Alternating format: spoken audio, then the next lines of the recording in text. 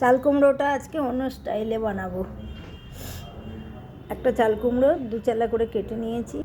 বটিতে কাটবো জিরে জিরে করে, ভালো কাটা হবে। ছুরিতে কাটলে দেরি হবে। লাউ যেমন কাটে ওরকম জিরে জিরে করে কেটে নিয়েছি। কুকারে চাল কুমড়োটা নুন হলুদ দিয়ে সিদ্ধ করে নেব। কড়াই তেল গরম হয়ে গেছে, সরষে আর কাঁচা লঙ্কা ফোড়ন দেব। মুগের ডাল ধুয়ে ভেজানো আছে, কড়াই দিয়ে দিলাম। এখানে নারকেল আর বাতাসা মিক্সিতে একটু ঘুরিয়ে নেব। আপনারা নারকেল কুড়িয়েও দিতে পারেন। দেখুন বন্ধুরা, ডাল ভাজা ভাজা হয়ে গেছে। এতে আপনারা কারি পাতাও ফোড়ন দিতে পারেন। চাল কুমড়োটা নুন হলুদ দিয়ে সিদ্ধ করা ছিল, দিয়ে দিলাম। মুগের ডাল দিয়ে চাল কুমড়ো ছেঁচকি হয়ে এসেছে। এবার নারকেলটা দিয়ে দেবো। নারকেলটা দিয়ে দিয়েছে, এবার নেড়ে চেড়ে নামিয়ে নেব।